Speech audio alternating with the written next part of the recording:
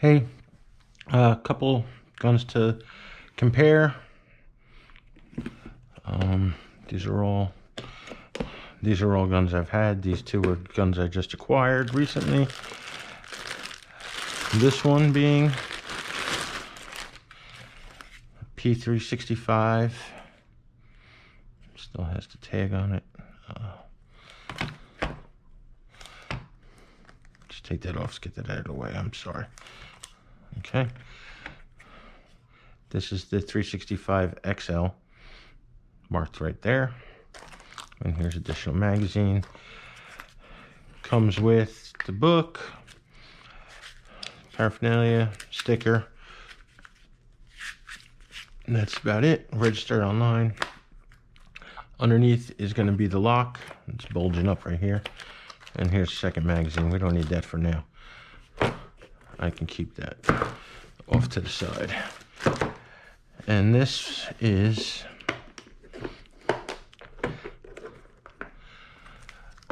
a P365, not the XL.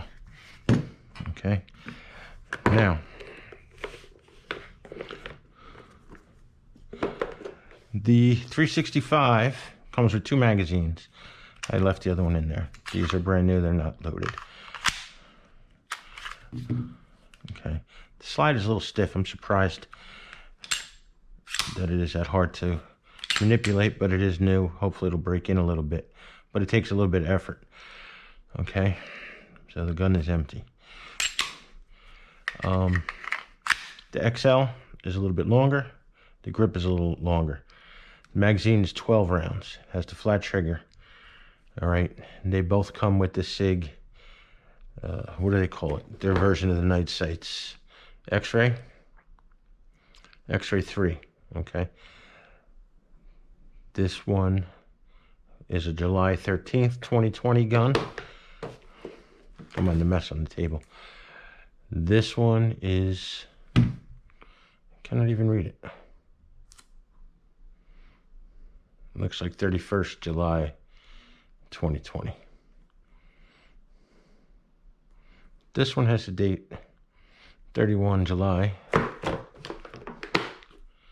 This one says 13. So they both have that European style with the day before the month. Okay. Slightly longer than the 365.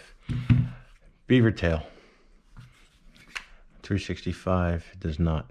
It does have the traditional kind of Sig angle forward, most of their guns, but this one has a beaver tail.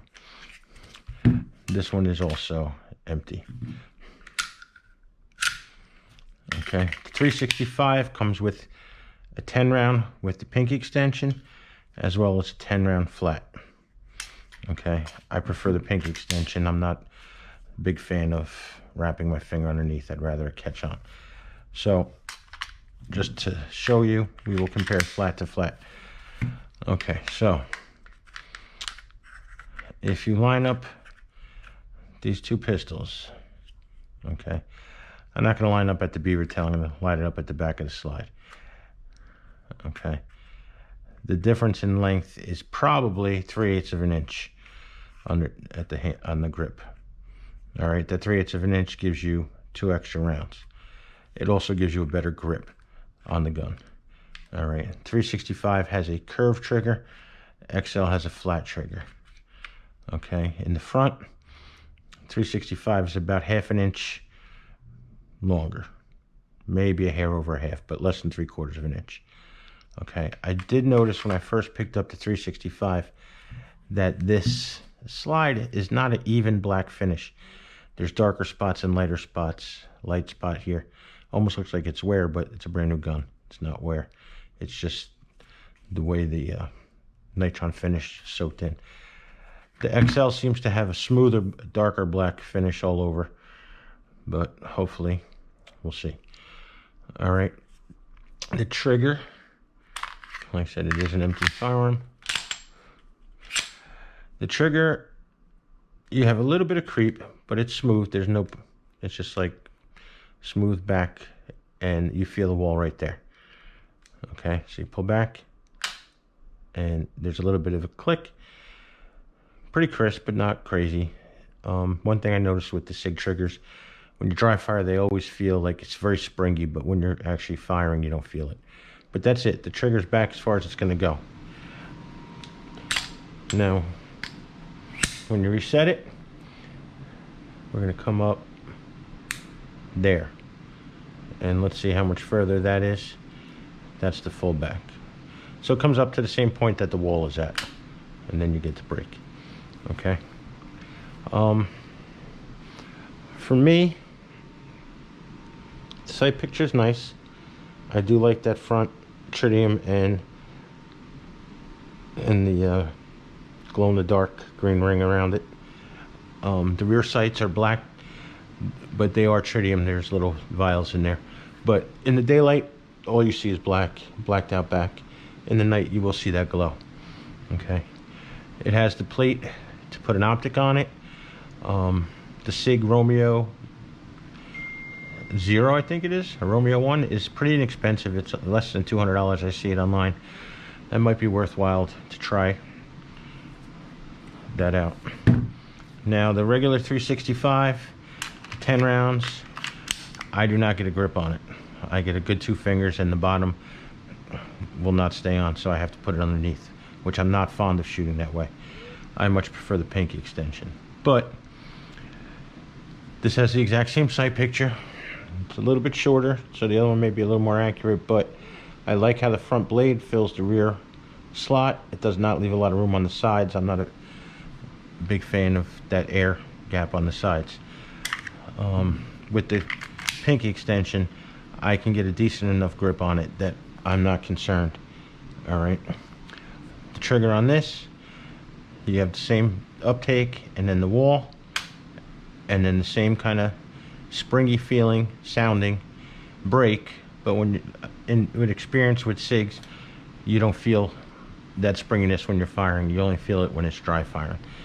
Now, the reset comes up, and there you go, and that's the rest of the way out. So they're a pretty similar trigger, other than the size. Now, just from pulling on it, the way my hand is sitting on this, my finger's kind of on an angle, and I can feel the drag in between the trigger and the trigger guard with my finger as it's coming back out.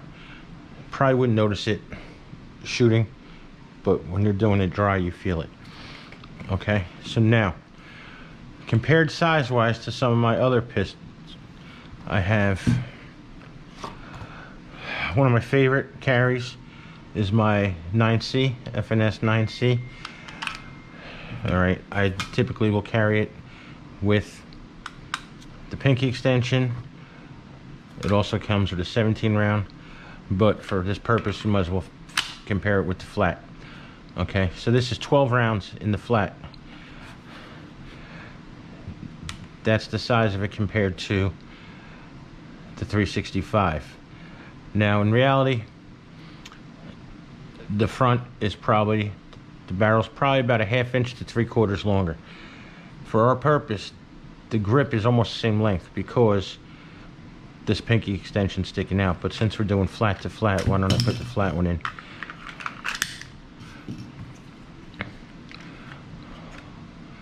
Okay, so even with the flat one in the front, the angle of the grip, this is only, I'm going to say, 1/8 at the most difference in the front. In the back, you probably got 3/8 to almost a 1/2 inch.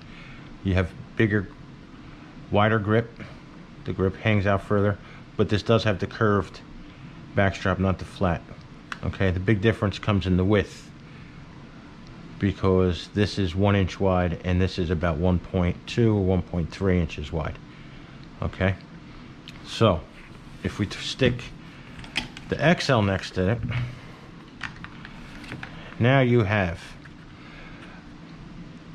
2 pistols with almost the exact same barrel length. Okay, if you put the fronts together, the barrels both on the table, you got about 1/8 of an inch difference there. The hand grip, the 12 round Sig XL grip is actually sticking out maybe 3/8 of an inch further than the FN 509C. The grip again is wider, partially because of this curved backstrap, but this is curved too. And then again, the thickness. You got a 1-inch wide gun versus a 1.2 inch, 1.3 inch wide gun. Okay, this feels heavier, this feels lighter, this shoots very well. One of the few guns I could shoot well without the pinky extension. Okay. PPS M2 Walter. Let's put the flat. This is only a 6-round. The 6-round compared to the 365, you have a 1/2 inch longer barrel or slide on the PPS. The grip, the front sticks out barely on this, the rear sticks out barely on this, so they're almost negligible if you look at the actual what's sticking out. Higher in the front, lower in the back, lower in the front, higher in the back. 6 rounds, 10 rounds. Okay. Width, they're very similar. This is 1 inch wide as well as this is 1 inch wide. Your grip is going to look thicker because I do have a rubber strap on it, because I do find that more comfortable to shoot like that. With the grip on its own, they're about the same. Okay, this naturally will be, to me, will be more comfortable than this, because this is a broader, wider, flatter back, where this comes kind of to a point if you look at the shape of it. And when I first got it, I thought